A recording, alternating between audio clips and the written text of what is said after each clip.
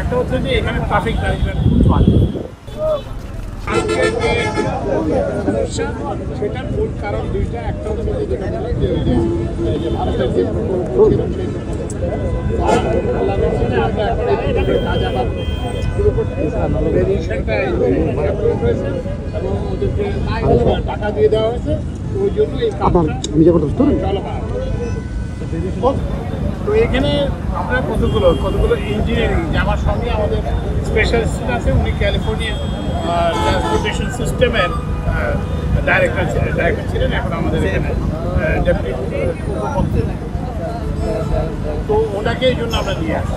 এখন এখানে দুটা সমস্যা, যে ইমিডিয়েট কষ্ট মানুষের সেটা লাঘব করতে হলে একটা হচ্ছে যে এখানে ট্রাফিক ম্যানেজমেন্ট খুব ভালো।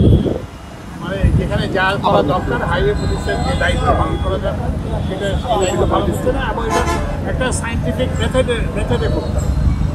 তো ওই জন্য তাদেরকে আমরা এখান থেকে যাবো এবং ওই যে পুলিশের যারা প্রধান স্বরাষ্ট্র উপদেষ্টার সঙ্গে আমি আলাপ করবো, তারপরে যে ওই যে খোদাবক চৌধুরী আমার স্পেশালিস্ট, ওনার সঙ্গে আমরা আলাপ করবো। তো এইখানে প্রথম উন্নতি করতে হবে, সেটা হচ্ছে যে যেটা বললাম যে যানবাহন ব্যবস্থাপনা। এখন আপনারা দেখবেন যে একদিকে গাড়ি চলতেছে, আরেকদিকে গাড়ি বসে, তারপরে আবার কত জায়গায় দেখবেন যে রাস্তা খালি, তারপরে আবার কোথাও যায় দেখবেন যে এই যে 2 লেনের মধ্যে 4 লেন হয়ে গেছে, এখান থেকে গাড়ি ঢুকে ওখান থেকে তো এখন হচ্ছে কেউই যেতে পারে না। তো ওই জন্য ওই যে শৃঙ্খলাটা এটা প্রথমে আনতে হবে।